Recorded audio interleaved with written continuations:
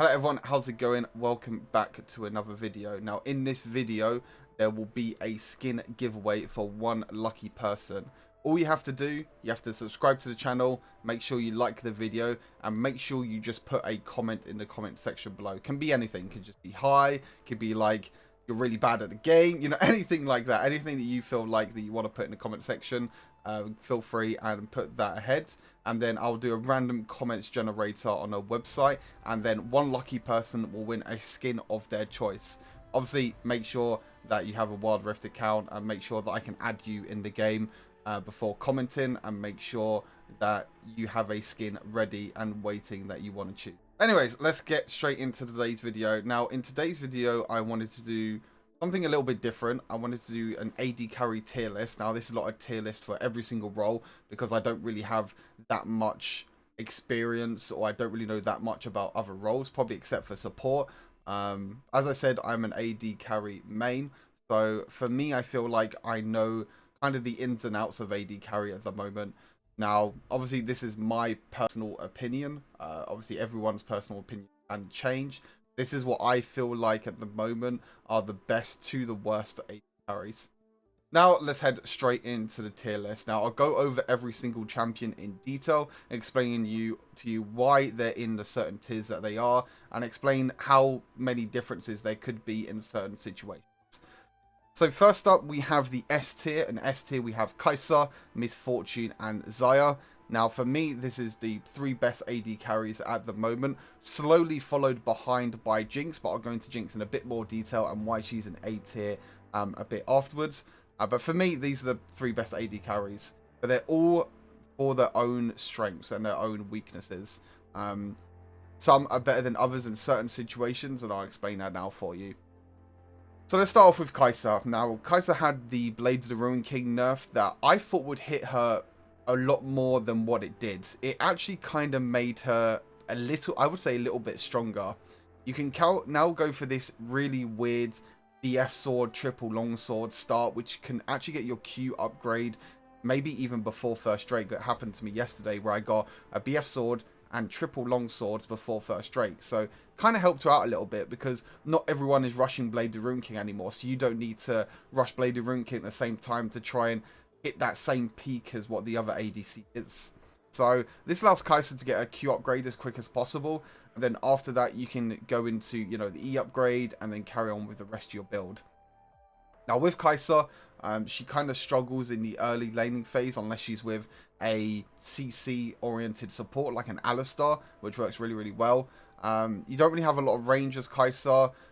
You can wave clear a little bit, but not as much. But her main strength is when it comes into the mid and the late game, and especially the power spikes with the Q and the E upgrade. Once you get them upgrades and once you get your 3-item power spike, she's a pretty crazy AD carry. She's very versatile. She can dash everywhere. She can go invisible. She has really good damage, and she can pretty much solo carry fights, especially in the later games. You just need to make sure you know when to use your ultimate, you know when to use all your other abilities, and she can just dash around and keep herself alive just by herself with using her kiting abilities. Now, Miss Fortune. Now, Miss Fortune again got a nerf, but again for Miss Fortune, it's kind of a one where it didn't hit her in the right areas, I feel like. They nerfed her armor, they nerfed her health regen, and they nerfed her passive damage on minions. Now, the passive damage on minions was probably the hardest hit for Miss Fortune. With Miss Fortune before, you were able to push the wave really, really fast with your double up, your first ability, and being able to auto attack different minions to make sure you get that passive off. But now you can't push waves as much. But for me, that should have never been a thing in the first place, to be honest. Miss Fortune should never be able to push that fast. So it's kind of made her from like a really, really overpowered pick to like still a good pick, but just not as overpowered, basically. But with Miss Fortune, obviously Blade of the Ruin King kind of hit her as well. But Miss Fortune was never known as this on-hit Blade of the Ruin King AD carry. She was always known for a big massive crits, her double up, and a big massive bullet time damage, which is her ultimate. So for me now, you can go into this new Miss Fortune build, which I've done a video on. You can go Mortal Reminder, Infinity Edge, Rapid Fire Cannon, which will give you that 50% crit chance. You have the attack speed from the Rapid Fire Cannon. You have the crits. And it does a lot more damage, I feel like. And with Misfortune, she still does really, really well in the early game. If you can aim your double up, your first ability, and hit the enemy champions like 2 or 3 times, you'll be able to do a lot of damage early game and get that edge or get that start off to be able to kind of, I guess, go with the scaling. So if you get that early lead, then you scale up pretty much as well as other AD carries. And it goes on into the mid and the late game as well. Obviously, this champion works really, really well with a lot of meta champions at the moment. Camille, Malphite, you know, any champions that have any sort of CC or anything at the moment. You know, Malphite Yasuo combo, you can work that really, really well with the bullet time, her ultimate ability. Obviously, her ultimate ability works really, really well in team fights, and especially for that first dragon. Now, let's move on to Xayah. Now, Xayah got a pretty big buff in the last patch, and I think it's done her a well of good. I don't think she's gone into an overpowered state, but I think she's in a pretty good spot at the moment. The great thing about Xayah is she has a lot of ways to be able to help her out and to be able to peel back against champions. So you have her ultimate ability, which you can dodge CC with if you time correctly, or you can stop champions running onto you. You have your third ability, your feathers, to pull them back to stun the enemies. And you have a lot of ways to get movement speed and attack speed with your second ability to be able to kind of kite away from the enemy champions. Again, Xayah doesn't have the best early game. You can catch people out in the early game with your feathers, with your third ability, to kind of get that stun off, and then your support can follow up. There is ways that you can do a lot of damage in the early game, but most of the time, Xayah has been like this crit late game scaling AD carry. You go Infinity Edge first item, you go into the Rapid Fire Cannon, the Mortal Reminder, and the Phantom Dancer, and by that point, you're pretty much unkillable. You do a lot of critical damage, you have the armor penetration in, and it just does a ton of damage, basically. But I definitely think Xayah is definitely up there. Again, all these S-tier champions just has something different about them in every single one. It just depends what sort of playstyle you want. You want that solo carry potential that doesn't really do much too much in the early game, but can just scale up and, you know, 1v9 a game. Sorry, you can go for Xayah. Do you want a early game bully that can bully out the enemy AD carry and enemy laners, and you can go for Misfortune, again, a really good team fight champion? Or do you want a scaling champion that has a bit more defensive tools, so you can kind of stay back and be a bit more defensive, and kind of when you get catched out, you can kind of save yourself in a way? Then Xayah will be the best option for you. Now, let's move on to Jinx. Now, the reason why Jinx could be in the S tier here, to be honest, Jinx could be like maybe low S tier, or she's like on the brink. She's like in between S and A at the moment. The reason why I put Jinx into A and the other champions into S tier is that Jinx kind of struggles a little bit, especially in the laning phase. She really, really struggles. Because of Lulu's not really a thing anymore to kind of protect the Jinx. Jinx has no way to doesn't have any escapes, doesn't really have anything going for her until you reach into the mid and the later game. The mid and later game is really where Jinx shines, and Jinx becomes that solo carry that you can just stay back, hit your rockets, and just kill everyone. But at the moment, it's kind of a struggle. At the moment, it's kind of a struggle where Jinx can't really do much in the laning phase against the other AD carries above her. Maybe except for Xayah, you might be able to outrange her and get a little bit of poke off. As I said, Jinx doesn't really have the Lulu anymore, and Jinx doesn't have that solo carry potential because you kind of need a few items until she gets to that big, massive power spike. Now, after Jinx, the B tier and the C tier can honestly be moved around in any way, shape, or form. I don't think this is the best order in any way, but it's kind of hard to kind of position the B tier and the C tier. There's a lot of champions that have potential to solo carry, depending on if you're good with them. And champions that can probably not do well at all, that can basically just in a dumpster. First, let's talk about Draven. Now, Draven's a sort of champion that is really, really hard to master. You really have to master his axe drops, making sure with his first ability, you make sure you keep picking up your axes. And it's kind of that early game bully again. He does the most damage of any other ADC in the early game, no matter. But the problem is making that early game damage scale up into mid and the late game. You kind of need a couple of early kills with his passive for him to be really, really strong. But he's kind of in a difficult spot at the moment.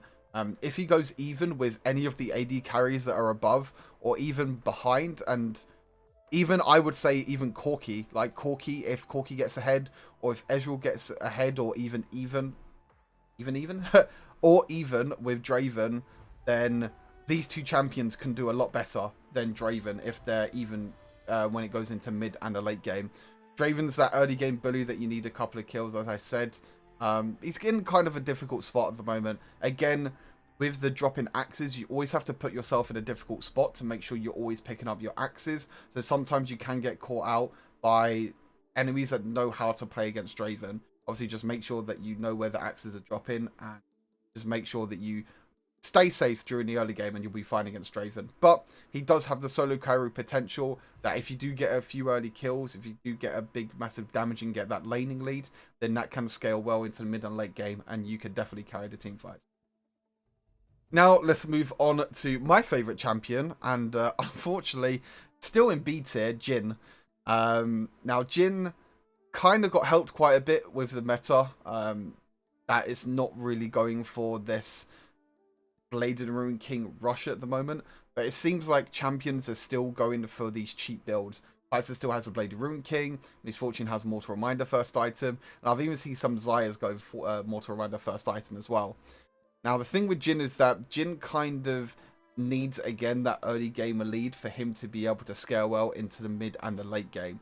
He kind of struggles during that mid and late game point where champions kind of just outscale him and do a lot better than him in team fights in the mid and the late game. But you could definitely catch people out in the early game with his early game damage. With the bouncing bombs and everything, you could do really, really well. There was an old build that I tried with Jhin, the Guardian Angel into the Champion rune. I did give that a try in a couple of games. It didn't go too bad, but I just felt like there was no damage in there. By the time that Misfortune got Mortal Reminder, or Xayah got the Infinity Edge, or Kai'Sa got the Q upgrade, or even like Jinx as well, when Jinx gets the Infinity Edge, Jhin just doesn't really do that much, unfortunately. Yeah, which is pretty tough, pretty annoying for me, because I really, really love Jhin. I think his champion and the way he works is really fun to play, but unfortunately he's just not up there at the moment as one of the best. Like I said, kind of struggles. The main positive about Jhin is his laning phase. You just need to get that early game laning phase victory and a couple of kills, and then you'll be able to scale up really, really well. Now let's move on to Corki. Now Corki's kind of risen up recently in the ADC role. Again, another champion that could be, you know, at the bottom of C tier or could go all the way up to A tier. Again, it's really, really difficult to kind of know where Corki is. That's why I've kept him in the middle of the pack. His early laning phase is, again, really, really rough with Corki. You kind of need to make sure that you stay safe until you get your Trinity Force.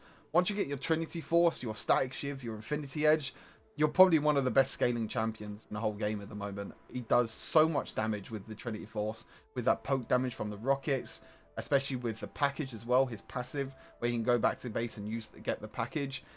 Really, really good ways that Corki can get into that mid and late game to be that scaling beast that you can carry games. And is actually used a lot in pro play as well. Corki ADC is quite a viable pick in pro play. But this is mainly for solo queue. That's why this is kind of lower, on the low end. Again, as I said, laning phase is a little bit rough. You kind of need to make sure you play safe, and then once you go into the mid and late game, you can definitely carry fights with that package. But again, with dragons being such an important thing, especially the first dragon, he just doesn't have enough damage to be able to output and get that carry off early game that he can scale into mid and late game. Again, Ezreal is in the same boat as well. Ezreal, again, really, really tough early laning phase. You need to make sure you get your tier as soon as possible to stack that tier. But again, just doesn't have any damage in the early game. But again, if Ezreal does get that lead, he scales so well into the mid and late game. Once you get that tier upgrade into Manamune, once you get the Trinity Force, the same as Corki, you deal so much damage. And the great thing about Ezreal as well is that he's super safe. He has that dash ability, his third ability, where he can dash away from enemy champions and you can play a bit safer. But again, kind of the same problem with Corki. Laning phase is really, really rough, and you need to kind of stay safe and play safe until you get that Manamune plus Trinity Force power spike, which kind of struggles at the moment, especially when dragons, especially first dragons, are such an important thing. Now let's move on to Ashe. Now, Again, Ashe and Varus are another thing. I could even maybe move Varus up here because Varus is kind of going up in priority at the moment. But I think Ashe is probably better here. The main reason why Ashe is probably just a little bit better than Varus is because of Ashe's utility.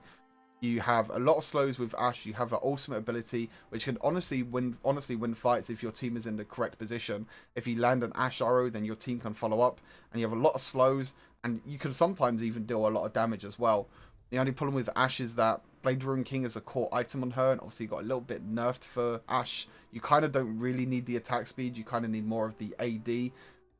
And crit doesn't really work well with Ashe either, because with Ashe, the critical strikes just slow the champion more, not actually do a lot more damage, if that makes sense. But again, Ashe is in a pretty rough spot. She doesn't really have any escapes either. She doesn't really do a lot of damage. She just does it slow, so it's really good for chasing champions. But once you're peeling back and once you're trying to stay safe or trying to stay away from all these diving champions, Kali's, Katarinas, Yasuo's, it's really, really hard to stay safe and kind of keep yourself alive. So that's why Ashe is there at the moment. Again, Varus has the same thing. Varus has kind of, I guess, risen up in priority in terms of pro play. Not, I wouldn't say too much, but a little bit. Some people are trying out this new build with him. Nash's Tooth, Blade of Rune King, I think into another attack speed item. Can't remember. It might be Hurricane. But it's more of like attack speed AP Varus, especially with the Q buff that got done recently in 2.1a. I still feel like Varus is really, really hard to play. Again, it's another one of the champions, very similar to Ashe, has a great ultimate ability that can CC the whole team, and being able to get that pick is really, really important. But again, against these dive champions like Akali, Yasuo, Shyvana that are in the meta at the moment, Varus doesn't have any peeling tools or anything to kind of help him out. Kind of needs a Janna or someone there to kind of help him out in a way. And the last two picks are kind of expected, but they're both in a really bad spot at the moment. Tristana, I think, is very, very hard to play, especially because most of her damage comes from her resets, being able to use your third ability with the bombs and to be able to jump on the enemy champions and get that reset off. It's kind of hard to do in this game, honestly. Every time you hit your bomb, sometimes you auto-attack the wrong target because it's not as precise of an aim as like PC League, for example. So being able to make sure you auto-attack the right champion is pretty hard. And also the jump sometimes kind of goes in the wrong direction.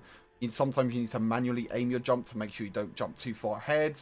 But Tristana does scale well into the mid and the late game. If you can get an early lead with Tristana and get a few items, the Infinity Edge, the Rapid Fire Cannon, again with the PD, she could definitely do really, really well. But at the moment, she's just not in a good place at the moment. She just doesn't really do that much. Unfortunately, she doesn't really deal as much damage as the AD carries above. And last but by no means least, Vayne. Vayne is just terrible at the moment, unfortunately.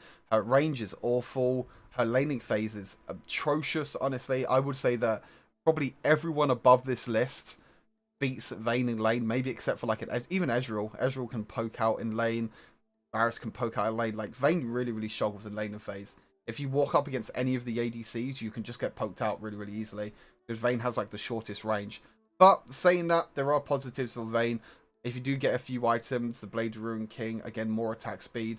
If you go into the late game with Vayne, then she could definitely 1v9 fights for sure. If you have like maybe a Lulu with you or a Nami, if that Nami stays with the Vayne can definitely 1v9 fights. She has an invisibility. She has a little condemn that can push people away. She has her first ability that can tumble and kind of stay away from enemies. So she does have the potential, but at the moment she's in a really, really tough spot, and she's just bottom of the pile for me. She just doesn't really offer that much. But yeah, that's it for my tier list. Let me know your guys' opinions down in the comments, if you agree with some of these, if you disagree with these. As I said, this is only an AD carry one, because this is where I feel like I know the best. I know what's strong, I know about all the champions, I know what their strengths are and what their weaknesses are. But if you have any comments or any suggestions or anything that you feel like is wrong or maybe even right that you agree with, let me know down in the comments. Obviously, in this video, there will be a skin giveaway, so make sure you write your comments down in the comment section below. And yeah, thank you all for tuning into this short video for today. And I will see you all very, very soon. Take care of yourselves. Have a good day.